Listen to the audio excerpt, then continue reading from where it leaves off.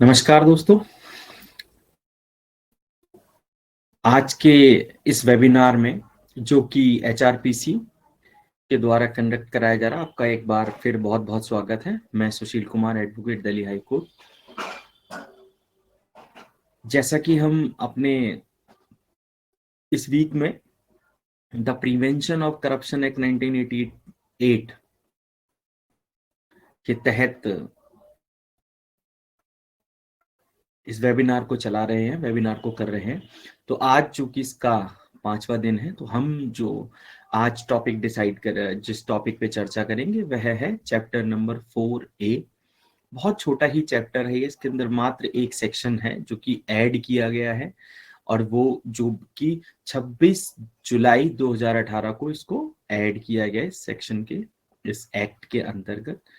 और यह एक्ट जो बेसिकली अटैचमेंट और फोर फीचर के बारे में बताता है, अर्थात कुर्की और जब्ती के बारे में बताता है।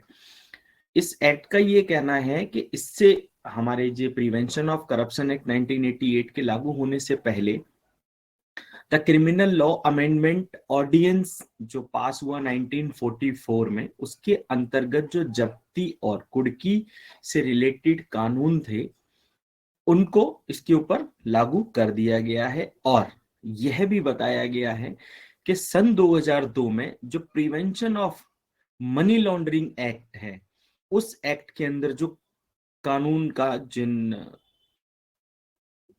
रूल्स का उदाहरण दिया गया है, जिनका जिक्र किया गया है, जिनके बारे में बताया गया है, उन कानूनों को छोड़कर बाकी सभी कानून इसके अंदर एप्लीकेबल होंगे। अब हम आगे जो पढ़ते हैं तो इसके सबसेक्शन 2 के अंतर्गत 18A के सबसेक्शन 2 में यह वर्णित है, यह लिखित है, यह बताया गया है कि जो मनी लॉन्ड्रिंग एक्ट है उसमें जो न्यायाधीश की परिभाषा दी गई है, मतलब जिनके समक्ष मनी लॉन्ड्रिंग एक्ट के केस चलेंगे, उनको डिस्ट्रिक्ट जज की उपाधि या डिस्ट्रिक्ट जज की पोजीशन होल्ड करने वाले न्यायाधीश ही सुनवाई करेंगे। तो उनको मतलब डिस्ट्रिक्ट जज जो वर्ड है उसको स्पेशल जज पढ़ा जाएगा, इस एक्ट में यह बताया गया है। तो इसी के साथ ही आज का ये हमारा टॉपिक, चूंकि बहुत छोटा था और बहुत रेलिवेंट था, यह समाप्त होता है। मैं आप सभी साथियों को धन्यवाद देता हूं और आपसे यह इजाजत चाहता हूं अपने इस वेबिनार को समाप्त करने की।